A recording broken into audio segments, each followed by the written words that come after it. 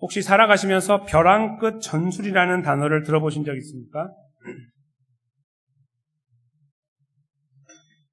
벼랑 끝 전술이라는 단어는 잘 쓰는 말은 아닌데 정치인들이 쓰거나 아니면 특별 해당되는 사람들이 쓰는 그런 표현인데요. 미국에서 만들어졌어요. 1956년에 이제 정치가였던 그 애들레이 스티븐스이라는 사람이 그 당시에 대통령이었던 아이젠하워하고 국무장관이었던 존 포스터 그 덜레스라고 하는 사람을 비판하기 위해서 이 단어를 만들었는데 이 단어를 이제 만들게 된 그 바탕은 뭐가 있냐면 당시에 이제 저희가 잘 아는 냉전 시대였거든요. 그러니까 냉전 시대 하면 떠오르는 단어는 미국하고 소련이잖아요. 세상에는 두 나라밖에 없었죠. 다른 나라는 다 깨갱하고 밑에 있어야 되고 두 나라가 머리를 맞대고 있는 상태가 냉전 시대의 하나의 그 상황이잖아요. 그 냉전 시대에 사실은 미국이나 소련이 힘은 가지고 있고 서로를 멸망시킬 수 있을 만큼 힘을 갖고 있었지만 그것을 서로 절제해야 되는, 억제해야 되는 그런 상황 속에 있었습니다. 그런데 그때에 미국이 소위 이제 그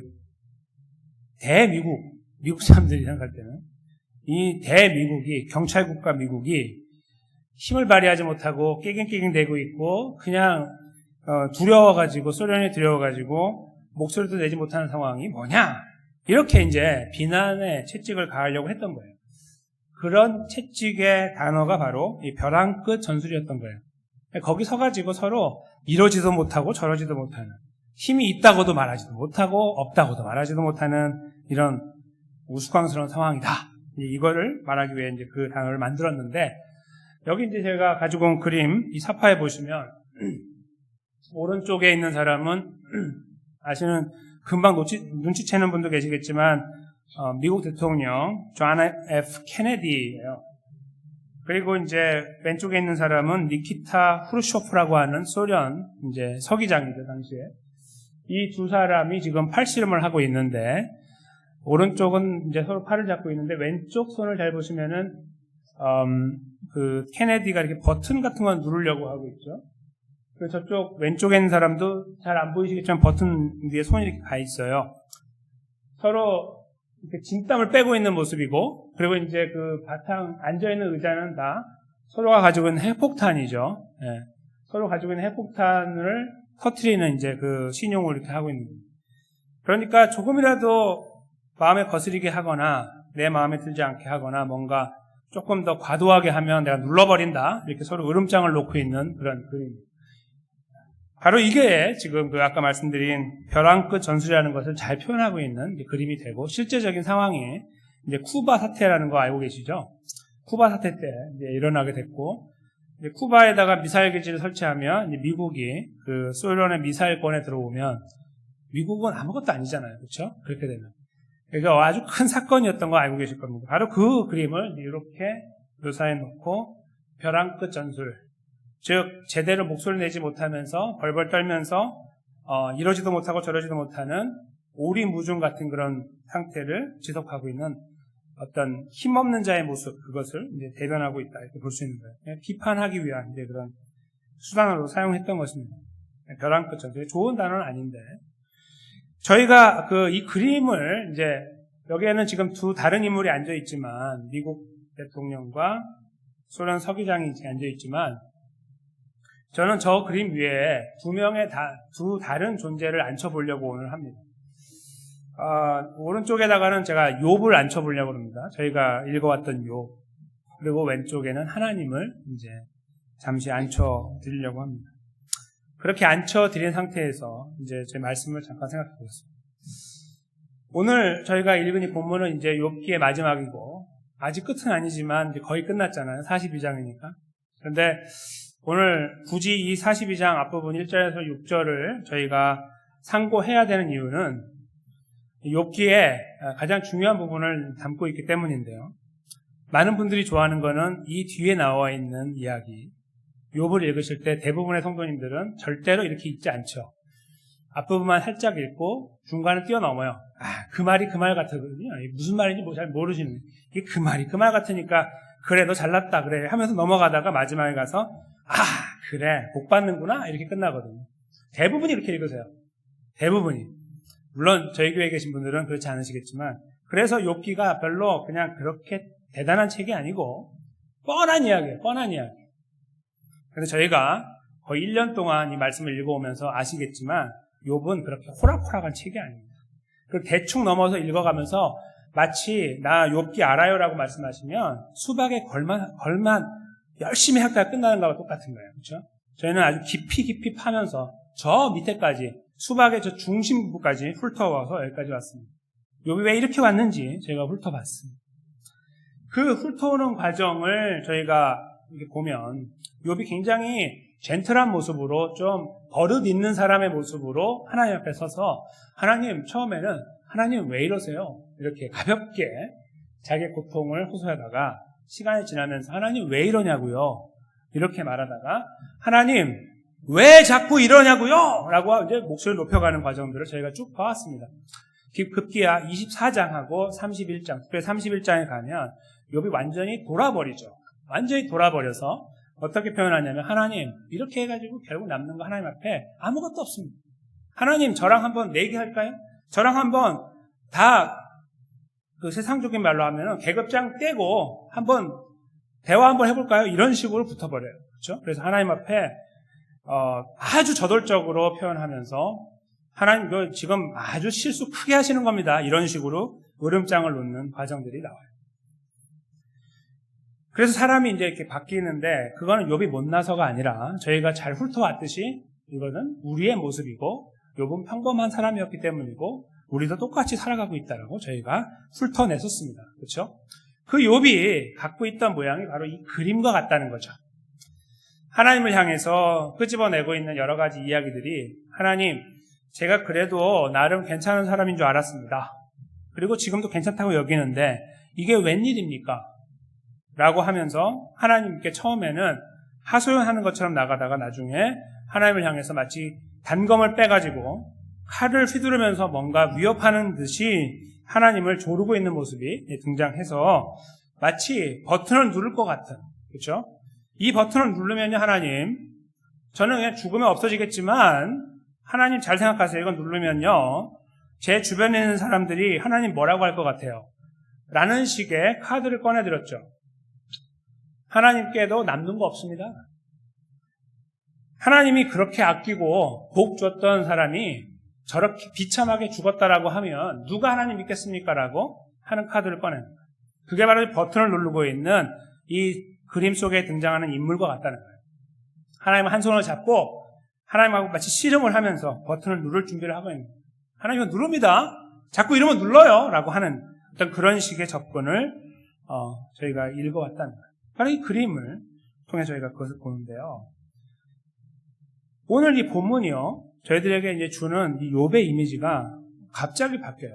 그러니까 이렇게 씨름을 하다가 갑자기 이 왼손을 들어서 항복을 표시하는 듯한 느낌? 손을 살짝 떼는 듯한 느낌. 마치 이 텐션이, 긴장이 막 있는 상태에서 갑자기 고개를 팍 숙이고 저 자세로 납작 엎드려 들어가는 모습이 드러나요. 이미 지난번 바로 앞에 3주 전에 욥기를 나누었을 때에 40장 앞부분의 내용을 가지고 나누었던 것을 기억하실 것입니다. 그때 이미 욥이 하나님께 등장하셔서 말씀하시는 거에 대한 한 번 답변을 드렸습니다. 그때 제대로 답을 못했어요. 그렇죠? 그렇게 하나님 만나고 싶다고 하더니 제대로 말을 못했단 말이에요. 그때도 벌벌 떨면서, 왜냐하면 하나님 말씀하신 내용이 너무 감당할 수 없는 내용이었잖아요. 그때 말씀이 기억나십니까? 우주였죠. 우주. 그렇죠? 우주. 그냥 표면적으로 보이는 2차원적인 우주가 아니라 3차원적인 우주를 제가 설명드렸습니다. 감히 그런 것들을 떠올리면 생각을 할 수가 없는 거예요. 마치 지금 생각한다면요, 오늘 아침에 일어나서 아침 7시에 출발해가지고 오늘 저녁 먹을 때 6시까지 나는 달나라 갔다 온다는 거하고 똑같은 거예요. 아니, 그거보다 더 심한 거예요. 달나라는 아무것도 아니죠. 요즘엔 충분히 갔다 올 수 있으니까 저기 화성 갔다 오는 거예요. 화성. 그런데 갔다 오는 거, 그게 하루 안에 이루어지는 거, 너 생각할 수 있어? 라고 물어볼 때, 그게 무슨 일이에요 도대체? 이렇게 하는 거와 약간 흡사할까요? 만약에 비유한다면 그런 이야기를 들었을 때 그가 아무 말 하지 못했다고 말씀드렸죠. 저 자세로 바뀌어질 수밖에 없는 이유가 거기 있었다는 거예요. 근데 오늘은 두 번째 답변이에요. 하나님께서 한 번 말씀하시고 답변 한 번 하고 또 한 번 말씀하시고 마지막 답변하는 거예요. 이 답변은요, 거기에서 끝나지 않아요. 저 할 말 없습니다 라고 끝나지 않고 그가 갑자기 자세를 완전히 바꿔요. 그래서 저희가 이제 어떤 자세를 바꾸길래 저 그림에서 완전히 돌아서는가, 도대체 무엇이 그를 그렇게 만들었고 이 내용은 무엇을 의미하는가를 저희가 헤아려 봤으면 좋겠습니다. 왜냐면요, 저희가 잘못 이해하면 이렇게 이해할 수 있습니다. 고통의 끝자락에서 그저 하나님 만세 이것만 외치면 된다라고 생각하는, 이 말씀을 잘못 이해하면 그렇게 되기 때문에, 그러면 인간은 로봇이죠. 그렇죠? 우리가 사는 거 하나님 감각도 하지 못하는데 우리 고통하는 거 하나님이 알아주십니까? 저 높은 분이? 라고 우리가 이야기할 수밖에 없잖아요. 오늘 본문도 그렇게 이해할 수 있거든요. 그래서 저희가 조금 더 귀를 종고 세우고 어떻게 이야기하고 있는가, 이 내용은 과연 어떤 것을 향해 가고 있는가를 찾아봐야 될 것입니다. 그런 중심을 가지고 저희가 말씀에 한번 들어가 보도록 하겠는데요. 욥의 답변은 이제 이렇게 대답했다라고 1절로 시작합니다. 2절부터 이제 시작하는데요. 보시면 이렇죠. 주께서는 무소불능하시오며 무슨 경영이든지 못 이루실 것이 없는 줄을 압니다. 꺼낸다는 말이 하나님 답변할 거 없습니다가 아니고요, 처음 꺼내는 말이 하나님은 정말 대단하신 분입니다. 그러니까 무소불능이라는 것은 못하실 것이 없다는 말씀이잖아요. 그러니까 못하실 것이 없으며, 그러니까 다른 말로 바꾸면 모든 것을 하시며, 그리고 무슨 경영이든지 못 이루신다는 말은 방해를 받는다 그런 말이에요. 뭔가 진행을 하는데 누군가 방해하거나 해서 이 일이 좌절되는 일이 없다 그런 의미입니다. 욥이 지금까지 하나님을 향해서 고백해 왔을 때 하나님은 위대하신 분이다 고백을 하고, 하나님은 이 모든 것들을 다스린다 고백해 왔지만 이해하지 못했던 것은 자기네 고난이었습니다. 자기 고통이 이해가 되지 않았었습니다. 그런데 이 2절 말씀은 어떤 것을 다 포함하고 있냐면, 제가 지금까지 이해하지 못했던 모든 것을 철회합니다. 그런 의미가 있어요. 그 내용이 바로 5절에 나오는데요. 5절을 잠깐 보시면, 죄송합니다. 6절에 나오는데요. 그러므로 내가 스스로 한하고라는 표현입니다. 그러므로 내가 스스로 한하고, 그런 말이에요. 이 한한다는 말은 제한한다 그런 말이라기보다는 전체적인 의미로 보면 나 자신이 아주 무식하다는 것을 내가 인정한다 그런 말이고요. 조금 더 나가면 내가 지금까지 붙잡고 있던 것을 다 철회합니다. 내가 지금까지 말한 모든 거 캔슬합니다 그런 말이에요. 여기서 말하는 한한다는 말, 나를 아주 무식한 사람으로, 무지한 사람으로 인정한다 그런 말이 여기 말하고 있는 스스로 한한다는 말. 그래서 3절, 2절하고 6절 말씀을 보면 아주 저 자세인 뿐만 아니라 하나님을 높이는 것뿐만 아니라 자기가 굉장히 낮아지는 것을 보게 되는데요. 이 방금 말한 2절을요, 그가 2절, 3절하고 4절을 통해서 강화시키고 있어요. 이제 한번 보실까요? 3절을 보시면 무지한 말로 이치를 가리운 자가 누구니까? 이 말은요, 마치 잘 보시면 욥이 하나님을 향해서 물어보는 것 같죠? 하나님, 무지한 말로 이치를 가리운 자가 누굽니까? 이렇게 물어보는 것 같죠? 근데 아니에요. 번역상이 갖고 있는 한계점이고요. 원래는 그게 아니라 이것은 어디서 온 말이냐면 욥기 38장 2절에서 온 거예요. 이 욥기 38장에는 하나님께서 등장하시는 장면이 이제 거기 38장부터 시작되는데, 하나님께서 등장하셔가지고 욥한테 말씀하시는 거예요. 무지한 말로 이치를 가리운 자가 누구냐? 이거 하나님께서 누구한테? 욥한테. 내 이놈! 이렇게 하는 거죠. 그러니까 그 말을 욥이 지금 하나님께 묻는 게 아니고요, 그 하나님 말씀하셨던 질문 있죠? 그걸 가지고 오는 거예요. 가지고 와서 여기다 딱 놔두는 거예요. 이렇게. 하나님 이렇게 물어보셨죠? 예. 제가 답하겠습니다. 그 다음이에요. 내가 스스로 깨달을 수 없는 말을 하였고 스스로 알 수 없고 헤아리기 어려운 일을 말했습니다. 답이 뭡니까? 접니다. 이 무식한 놈이 누구냐라고 할 때 접니다. 이렇게 말하는 거예요. 이 3절 말씀. 그러니까 자기가 하나님을 향해 물어보는 게 아니고요. 하나님께서 물으셨던 것에 대하여 스스로 답변을 하는 거예요. 그는 우주를 들었습니다. 그렇죠? 우주를 들었고, 그리고 40장에서는 이 땅의 이야기를 하고요. 그리고 40장 뒷부분하고 41장에는 무슨 이야기가 있냐면 이 하마 이야기가 나오고, 그 다음에 악어 이야기가 나오거든요. 하마하고 악어가 21세기에 유튜브만 틀면 나오잖아요. 아무 때나 볼 수 있어요.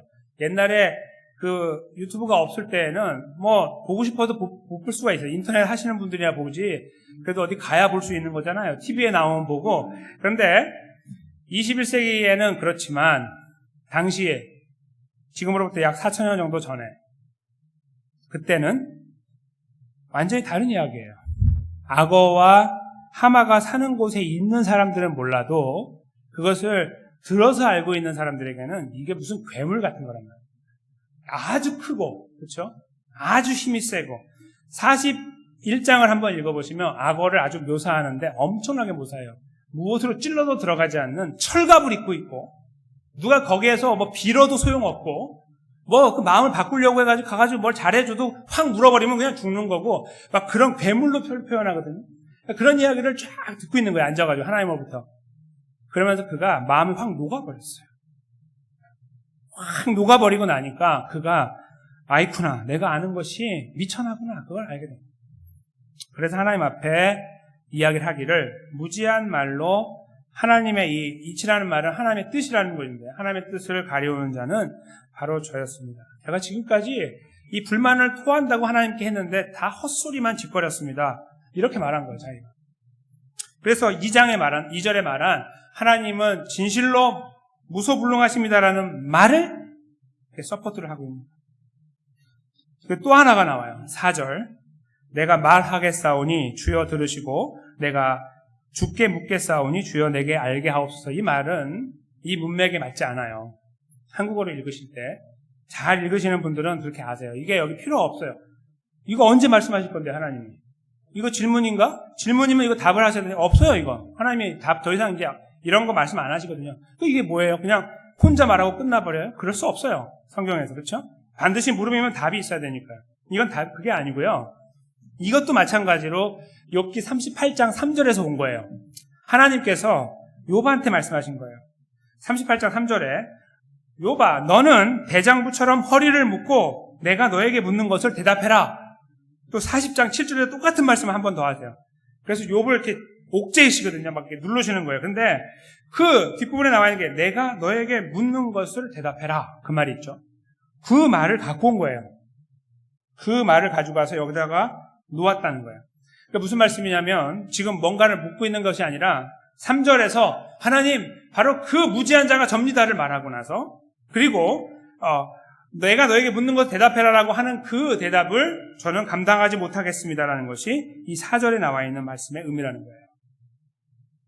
하나님이 묻고 있는 그 물음을 그대로 가지고 와서 여기에서 그가 감당할 수 없다는 것을 표현하고 있는 것. 그것이 2절에서 하나님은 정말 무소불능하십니다라는 말을 했던 고백들을 이렇게 지원하고 있는 거예요. 하나님은 그렇고요, 저는 아닙니다. 이렇게 말하는 거예요. 하나님은 정말 그런 분인데요, 저는 아닙니다. 그리고 저는 사실 아니었습니다. 그런 줄 알았는데 아닙니다를 말하고, 그래서 두 번에 걸쳐서 굉장히 특별한 표현이죠. 저희가 누군가 대화를 할 때 아주 괜찮은 표현이 있으면 우리 김아무개 씨가 말씀하신 바로 그 표현대로 이렇게 할 때가 있어요. 그렇죠? 저희 대화하다 보면 그게 대화의 기술이에요, 그게. 근데 그래서 그분을 존중하면서 그 대화의 기술을 가지고 와서 이 의미를 확장하는 그런 때 사용하거든요. 그러니까 내가 하는 내 말로가 아니라 바로 그분이 말씀하신 그것대로 이렇게 할 때 쓰이죠. 지금 여기서요, 욥이 바로 그렇게 쓰고 있는 거예요. 하나님 말씀하신 그 질문에 대한 답이요? 전 노입니다. 그리고 저 대답이요? 저 못합니다. 이렇게 말하고 있는. 그게 바로 하나님을 존중하고 하나님을 의지하고 하나님 앞에 자기가 완전히 주눅이 들고 무너져 내림으로써 나오는 표현이라는 거예요. 그래서 하나님이 정말 그런 분이라고 3절과 4절에서 그가 고백을 하고 있습니다. 그리고 나서 5절로 넘어가면 내가 주께 대하여 귀로 듣기만 하였었더니 이제 눈으로 주를 뵙습니다. 제가 한번 말씀을 드린 적이 있지만 출애굽기 3장 20절을 제가 가지고 왔습니다. 읽어드리려고요. 모세하고 하나님하고 관계인데, 모세가 하나님 저 얼굴 한번 보여주세요. 다른 말로 바꿔서 하나님의 영광 한번 보여주세요. 이렇게 표현하거든요. 그때 하나님이 이렇게 말씀하세요. 또 가라사대 네가 내 얼굴을 보지 못하리니 나를 보고 살 자가 없음이니라. 이렇게 말씀하셨어요. 이 이후로 아무도 없어요. 볼 수가 없어요. 그래서 봤다는 건 다 거짓말이에요. 네. 그냥 환상으로 maybe 그러나 없어요. 그렇게 하나님께서 스스로를 제한하고 계십니다. 만약에 그렇게 누군가에 보여주고 이렇게 하면 성경이 필요 없죠. 그렇죠? 아무에게나 계시하고 그 말 따라가면 되거든요. 그래서 수많은 인간들이 나오는 거예요. 못 봐요. 볼 수 없습니다. 제한하고 계시는 거예요. 마지막까지. 여기에서도요. 그렇다면 욥이 봤다는 말이냐 이런 질문을 저희가 하게 되는 거예요. 5절에 보면 이제는 눈으로 주를 봤습니다라고 말하잖아요. 안 봤는데, 그렇죠? 어떻게 이해해야 될까요? 혹시 책을 좋아하시는 분들은 소설책 같은 거, 특별히 공상과학 소설 같은 이런 것들을 혹시 예전에 많이 보셨거나 그러면 이렇게 읽어보시면 실제적인 건 아닌데 어떤 한국, 미국 이렇게 나라에서 일어난 일이 아니기 때문에 모르는 곳에서 일어나기 때문에 읽으면서 이렇게 내용을 파악해야 되지만 내용이 너무 재밌으면 어떻게 되죠? 머릿속에서 그림이 쫙 그려집니다. 그렇죠? 이 드라마가 여기서 쫙 펼쳐지는 거예요. 그래서 빠져나오지 못해요. 책을 다 읽고 나서 그 감동 속에서 잠을 못 이루는 경우도 있어요. 책을 너무 재밌게 읽으면. 그렇죠? 그리고 그 이야기가 남아있어요. 어떤 영화를 본 거하고 비교가 안 돼요. 평생 남아있는 분도 계시고. 그렇죠? 영화는 잠깐 있다 없어져 버리는 경우가 많은데 책으로 글로 읽어가지고 머릿속에 남아있으면 이게 평생 가는 경우도 많아요. 그게 얼마나 리얼하냐면 내가 마치 본 것처럼 보는 거예요. 드라마를 본 것처럼, 영화를 본 것처럼 내가 거기에 함께 뛰어들어가지고 달렸던 것처럼 여겨져요. 그렇죠? 책을 많이 읽으셔서 다 아시죠? 그렇게 되잖아요. 지금 여기에서 욥이 표현하고 있는 게 그거예요. 다른 게 아니고 자기가 지금 하나님으로부터 들어왔던 이 메시지 있잖아요. 누구에게도 들어보지 못했어요. 지금까지 살아오면서 평생 들어보지 못한 이야기를 하나님으로부터 들어요. 너 우주에 대해서 내가 좀 말해줄게. 네, 말씀해 보세요. 너 오리온이라고 알아? 네? 쫙 설명하고 너 북곰자리라는 거 알아? 몰라요. 그런 이야기를 쭉 하는 거예요. 오늘날로 말하면 너 태양계 밖에 있는 성에 가봤어? 이렇게 말하는 거하고 비슷하겠죠. 아, 그게 뭐예요? 못 가봤는데 우리 지금 계속 연구하고 있는데요. 아, 그거 내가 말해줄게 라고 할 때 그 이야기를 다 들어요. 마치 이야기의 끝을 듣는 것처럼 과학책을 보는 것처럼 들어요. 그리고 세상에 돌아가는 보도 듣도 못했던, 그러나 듣기는 했겠지만 하마하고 악어 이야기를 들을 때 그 고대 근동지방에 찾기 어려운, 그렇죠? 그런 아주 희귀한 동물들, 괴물이라고 부르는 그런 동물들 이야기를 들을 때 그가 생각하는 거죠. 하나님이 보이고 하나님 역사가 보이고 하나님 위대하심이 보입니다. 마치 드라마를 보는 것과 같은 겁니다. 여기에서 귀로 듣다가 이 들은 내용이 너무나 리얼하게 다가왔다는 것을 그는 눈으로 주님을 본 것과 같습니다라고 표현하고 있다. 저는 이렇게 본문을 이해하게 됩니다. 그 간절함 속에, 아주 정밀함 속에서 하나님의 능력을 이해해 나가는 사람이라고 할 때 그가 외치는 고백의 내용이 이렇게 되는 것이 틀린 것이겠습니까? 내가 스스로 하나입니다. 6절에 나와 있는데 나 다 틀렸네요? 하나님?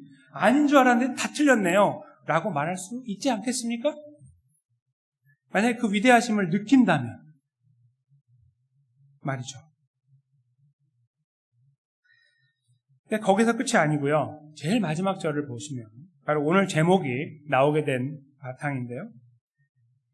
제 티끌과 제 가운데서 회개하나이다 합니다. 욥이 회개한다. 예, 어떤 의미에서 이게 맞다고 생각하십니까? 욥이 왜 회개를 해야 되죠? 욥은 의인이라고 저희가 알고 있어 왔는데, 예, 알고 있어 오셨지만 제가 계속해서 강조하듯이 그가 의인이 아니었을 가능성이 많고 저는 의인이 아니라고 단언한다고 말씀드린 것을 배경으로 보시면 그래, 의인이 아니니까 회개해야지, 맞죠? 그러나 그 구체적인 내용을 한번 찾아보세요. 뭘 잘못했는데 그렇게? 예, 나는 고통하고 몸 긁은 것밖에 없는데, 그렇죠? 다 잃어버리고 욕 친구들한테 욕 그냥 다 얻어먹고 나 이거밖에 없는데, 나 죽어가고 있는 것밖에 없는데 뭘 회개해요? 그가 하나님 앞에 버릇없이 군 거. 정도를 뛰어넘어서 너무 많이 나간 거. 그런 것들이라고 말할 수 있어요. 그렇죠? 아, 그래, 그거 회개하는구나. 이렇게 저희가 이해할 수 있습니다. 그것도 맞아요. 그렇게 하는 것이 필요하고, 잘못했으니까요. 그러나 이 회개라는 단어가요, 성경에 쓰여질 때에 이제 원래 저희가 생각하는 회개라는 말은 한 방향으로 가다가 잘못된 걸 알고 돌이켜가지고 반대로 가는 거라고 이제 저희가 배워왔습니다. 그렇죠? 회개라는 단어의 의미를. 근데 회개가 이 성경에 쓰여질 때 꼭 그렇게만 쓰여지지 않아요. 우리가 생각하는 것처럼 뭔가 바꿔 돌아가는 그런 게 아니라 하나님이 이루신 회복, 그렇죠? 하나님이 이루신 회복, 요것을 이 회개라는 단어로 표현해요. 그러니까 회개라는 어떤 과정을 통해서 구원으로 간다라고 이 회개를 사용한단 말이에요. 다른 말로 바꿉니다. 오늘 이 문맥을 잘 보시면요, 욥이 저 앞에서 하나님의 이 위대하심을 다 보고 듣고 보는 것처럼 경험하기 전에 막 힘드니까 뱉어냈던 것들을 가지고 하나님 죄송해요 라고 하는 것처럼 보이는 것도 맞는데, 그건 너무 먼 저 앞의 이야기예요. 그래서 이 본문 속의 이야기를 찾으려면은 이 본문 주변을 훑어봐야 된단 말이에요. 근데 그 주변을 훑어보면요, 그런 이야기가 없어요. 무슨 이야기만 나오냐면 하나님은 위대하다밖에 안 나와요.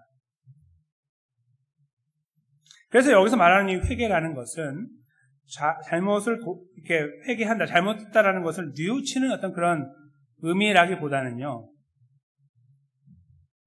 그 위대한 하나님 앞에 모든 것을 손을 들어버리는 어떤 이런 모습이라고 볼 수 있어요. 그러니까 아까 그 그림에서요, 씨름을 하고 있다가 버튼 누를 준비를 하고 있고, 하나님도 손해보는 거 있을걸요? 나 안 되면? 이런 자세 있잖아요. 너무 힘드니까. 그 자세를 다 철회하는 거예요. 다 철회해버리는 거예요. 그냥 물러나고요. 누르려면 누르세요. 이렇게 하는 거예요. 누르시려면 누르세요, 하나님. 이 자세예요. 예, 본문에서 말하고 있는 회개라는 거예요. 이 문맥으로 저희가 이해한다는. 그러니까 이거죠. 하나님은 정말 위대하신 분이고요. 무소불능하는 분이고요. 저는 아무것도 아니고요. 저는 사실 아무것도 몰랐는데 떠들었던 거고요. 너무 힘드니까. 그러나 주님, 지금이요? 원하는 대로 하십시오. 이게 바로 여기서 말하는 회개라는 뜻입니다. 다 놓겠습니다, 하나님. 잡았던 거 다 놓고요. 제가 의지했던 거 다 놓겠습니다. 제가 바라보고 지향했던 거 다 내려놓겠습니다. 그런 의미예요. 여기서 말하는 회개라는 단어의 의미가 됩니다. 하나님 잘못됐습니다. 그것도 포함하지만 더 나아가서 이런 깊은 의미를 내재하고 있어요. 성경에요, 이 욥 말고 이런 경우를 경험한 분들이 여러 있는데요. 저희가 잘 아는 야곱이라는 사람이, 저희가 자세하게 다 말씀 못 드리지만, 야곱이 12아들이 있었다가 11번째 아들 요셉을 잃어버렸잖아요. 죽은 줄 알았는데 나중에 그 총리가 된 다음에 왔다 갔다 이렇게 하는 과정이 있잖아요. 그러다가 이 자기의 12번째 아들인 베냐민을 그 애굽으로 보내야 되는 상황이 왔잖아요. 그때 절대로 안 된다고 처음에 하죠. 꽉 잡고 있어요. 이 포탄 누르는 거하고 똑같아요. 딱 손 잡고 절대로 안 돼요. 이거. 그러고 있다가 시간이 좀 지나서 모든 것이 다 망가졌고 다 망해버리고 가고 있어요. 이제 다 굶어 죽고 다 끝나는 거예요. 얘 안에 잡고 있다가 다 죽는 거예요. 거기서 그가 하나님 앞에 던지는 고백이 있습니다.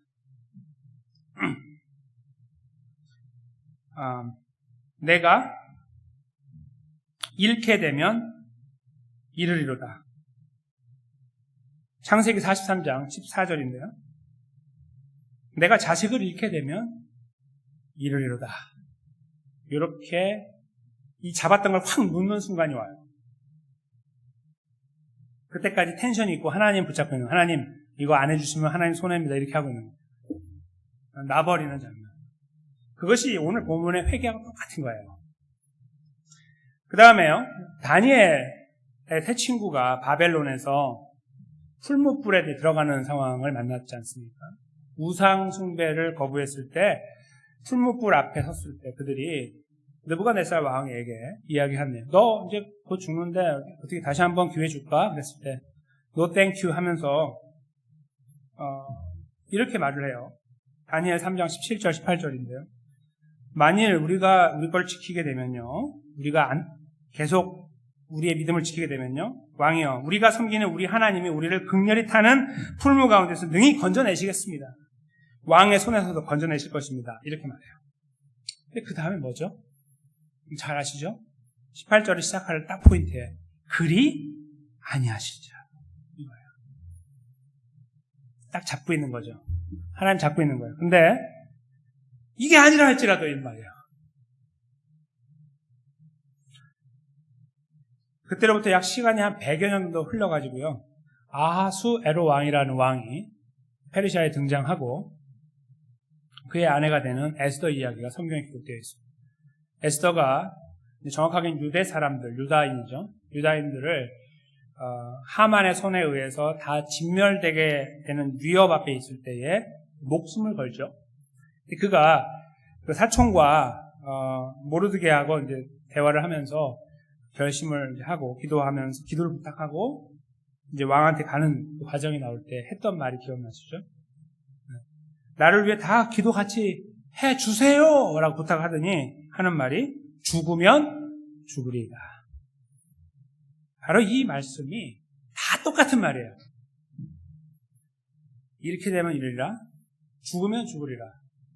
그리고 그리 아니하실지라. 이게요, 욥이 지금까지 붙잡고 있던 이 손이에요. 손과 버튼. 이 붙잡고 있는 손과 누르려고 하는 버튼. 이 모양. 그걸로 지금까지 오는 거야. 이 긴장 관계를 가지고 와요. 왜요? 내가 하고 싶은 게 있거든요. 내가 반드시 이거 해야 되거든요. 내가 고통 가운데 이걸 지나가야 되고, 내가 승리해야 되고, 뭔가 잘 돼야 되고, 봐라, 봤지? 내가 하나님 잘 믿으니 잘 됐지? 라고 말해야 되거든요. 그 수만 가지 생각들이 머릿속에 가득 차가지고, 그걸 기도해요, 하나님 앞에. 하나님 이거 해주세요. 매일매일 기도해요. 무릎 꿇어요. 그거 안 해주면 안 돼요, 하나님. 하나님 손해예요. 라고 말하는 거예요.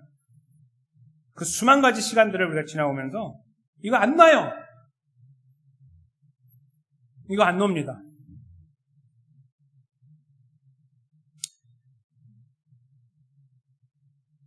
그런데 오늘 본문에 욥이 놓은 거예요. 놔버렸어요. 하나님도 항복입니다.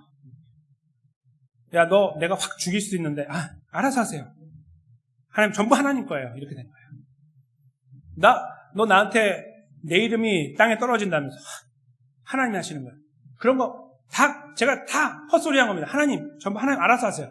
내가 데려가시건 마시건 하나님 알아서 하십시오. 그게 바로 제가 여기서 헛소리 했습니다. 하나님 잘못했습니다. 그리고 하나님 회개합니다. 라고 말해요. 하나님 저 베냐민 없으면 죽어요. 하나님 저 베냐민 놓으면서 죽겠습니다. 저 왕 앞에 들어가면 죽어요. 저 들어가서 죽겠습니다. 저 불 속에 들어가면 죽는데 그리 아니하실지라 괜찮아요. 이런 고백들이죠. 이런 고백들이 바로 오늘 욥의 입을 통하여 저희들에게 들려지고 있는 것입니다. 참 어렵습니다. 왜냐하면 저희가 이 아집이 굉장하거든요. 붙잡고 있는 이 힘이 굉장해요. 죽을 때까지 잡고 있어요. 제가 너무 과하게 말씀드리는지 모르겠지만 많은 분들이 죽을 때까지 갖고 계십니다. 저는 자유롭습니까? 저 똑같아요. 있어요. 그런 것들이 있습니다. 그렇죠? 이거 양보 못하는 거 있어요. 딱 잡고 있는 거. 자존심 그런 게 아니에요. 더 큰 거예요. 내 인생을 거는 거. 하나님 요거는 해주셔야 됩니다. 아시죠? 내가 지금 고통 가운데 있어요. 그래서 내가 가지만 내가 하나님 배반 안 하고 갑니다. 하나님 나 할 만큼 하는 거 아시잖아요. 우리가 이렇게 딱 큰 소리 쳐가면서 손 딱 잡고 있는 게 있다고요. 버튼 누릅니다 하는 이런 게 있어요. 그리고 그 내용을 보면요, 잘 돼야 되는 거예요. 참았더니 잘 돼야 돼요. 저 사람 참 인내가 좋더니 저거 잘 되잖아. 이거 들어야 되거든요. 점프를 해야 돼요. 야, 그렇게 오랫동안 버티더니 하나님 복 주시는 거 봐. 팍팍 올라가네. 이거 해야 되거든요. 거기에 목숨 걸고 싶고 하나님은 그래야 된다고 생각해요. 그런 경우가 너무너무 많아서 우리의 기도가 매우 작아 보이지만 그 속에 그게 담겨 있어요. 위대해 보이지 않아도 뭔가 하나님을 향해서 대단한 기도를 하는 것 같지 않아도 그걸 갖고 있는 거예요. 누군가 나를 건드려도 내가 참을 수 있는 힘은 내가 항복해서가 아니고요. 내가 다 놔버려 주님께 다 맡겨서가 아니라 내가 이거 갖고 있으니까요. 자, 당신이 뭔데? 조금만 기다려봐. 조금만. 이거. 그런 게 우리 안에 있으므로 이 고통이라는 시간을 지나갈 때 요가 똑같은 거죠. 그리고 하나님 앞에는 별로 달갑지 않아요. 항상 보일 때마다 하나님 도대체 언제입니까? 이렇게 이야기해요. 물론 이렇게 저돌적이지 않더라도 항상 그렇게 하나님을 향해서 그 무언가 있잖아요. 한방, 속된 말로 한방이죠. 그렇죠? 하나님, 저한테 그거 주셔야 됩니다. 라고 우리가 이 고통의 시간 가운데 외치고 있는 겁니다.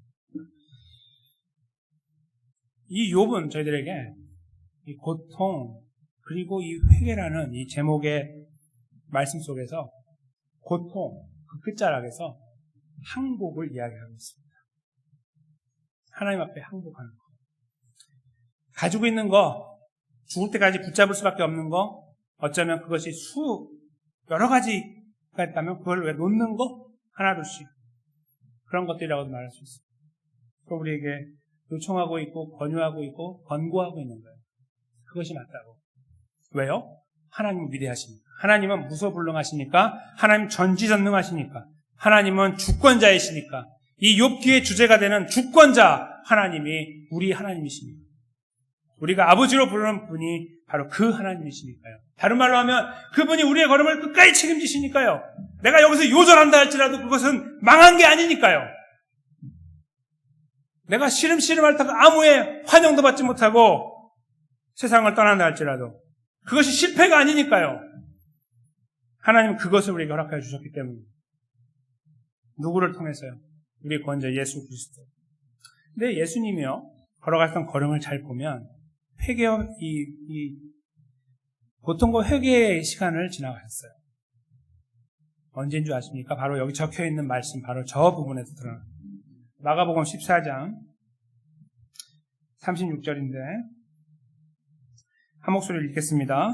가라사대 아바 아버지여 아버지께는 모든 것이 가능하오니 이 잔을 내게서 옮기시옵소서. 그러나 나의 원대로 마옵시고 아버지의 원대로 하옵소서. 아멘.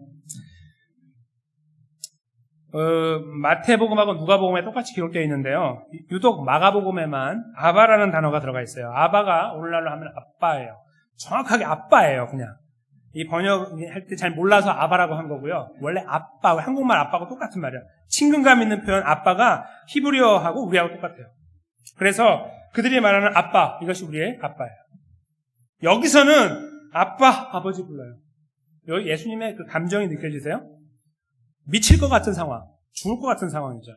한 인간으로서. 그러나 완성해야 되는 이 구원의 책임을 갖고 있는 하나님 자신으로서 이 두 가지를 가지고 있는 예수 그리스도가 그 죽음 앞에서 외쳤던 이 고백 말입니다.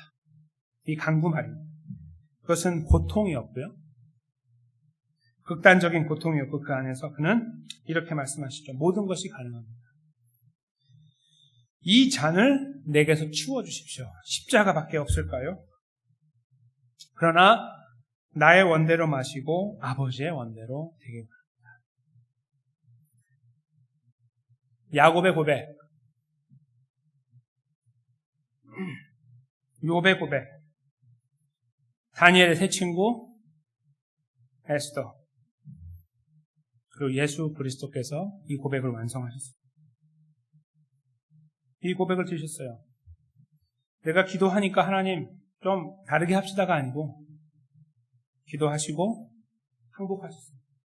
하나님의 뜻 앞에, 주권자 하나님 앞에 우리의 역할이 다름으로 당신의 결정에 우리가 따르기로 결정하였으므로 약속하였으므로 동등한 위치에 있지만 내가 당신의 뜻에 따르게 해서 당신의 뜻이 뭐요? 라고 하나님께 맡긴 거예요. 십자가였죠. 항복했습니다. 서렌더 했습니다. 하나님은 하나님의 뜻을 이루어 가셨습니다. 그를 찢으셨습니다. 그것이 유일한 구원의 길이었기 때문이죠. 저희가요, 하나님 백성으로 살아가면서 우리 안에서 하나님을 향해 울부짖는 내용들이 많이 있습니다. 그 내용 계속 붙잡으셔야 될 것입니다. 끝까지 붙잡고 가셔야 됩니다. 특별히 고통 가운데 있는 문제들 우리 아버지 하나님께 다 아뢰고 가셔야 됩니다. 그러나 잠깐 시간을 내셔서 우리의 기도의 내용을 훑어보십시오. 도대체 무엇을 기도하고 있나? 도대체 무엇을 기도하고 있길래 내가 이게 간절한가? 그 내용을 한번 들춰보시란 말씀입니다. 그 내용 속에 진실로 하나님이 세상 만드신 분이고 나 구원한 분이라는 사실들이 잔잔하게 깊이 있게 배어 있습니까? 아니면 우리도 모르는 사이 그따위 것은 필요 없고 잘 되게만 해달라고요 라고 하는 그런 식의 요청으로 점철되어 있습니다. 너무 힘들기 때문에 우리도 모르는 사이에 거기까지 가 있는지 몰라요. 삶이 힘드니까. 잘 안 풀리니까. 될 것 같은데 안 되고. 올라가는 것처럼 다 떨어지는 것 같이 보이고. 주변이 그러니까. 내 일이 그러니까. 계속 그러니까. 계속 그럴 것 같으니까. 말입니다. 욥이 하나님 회개합니다 이 말을 42장 마지막 절에 놀라운 역사가 일어나잖아요. 그에게. 그 일이 딱 벌어지고 나니까 하나님 thank you so much 하면서 그렇게 하나님 좀 회개합니다 이렇게 하는 게 아니라는 걸 기억하셔야 됩니다. 그건 하나님의 몫입니다. 주시건 말건 망가지건 말건 망하건 말건 없어지건 말건 하나님이 하시는 거예요.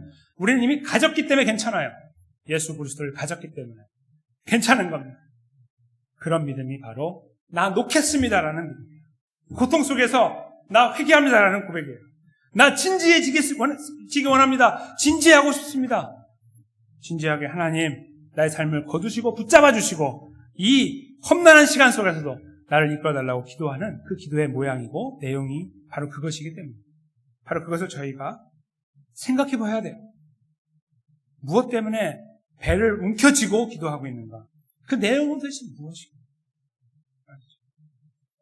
우리에게 여전히 없어 보이는 아무것도 없어 보이기 때문에 하나님 나에게는 없습니다. 저 사람에게는 있고 그런 것들 때문에 우리가 아직도 씨름하고 있다면 한번 진지하게 우리를 주님 앞에 내어드려야 됩니다. 차라리 충분합니다라는 고백을 드려보시면 어떨까요? 정말 충분하십니까? 충분하십니까? 하나님 충분합니다. 고백 드리실 수 있습니까? 저희는 보통 충분하다기보다는 조금만 더요 이렇게 생각하죠. 충분합니다. 예수 그리스도의 은혜가 충분합니다.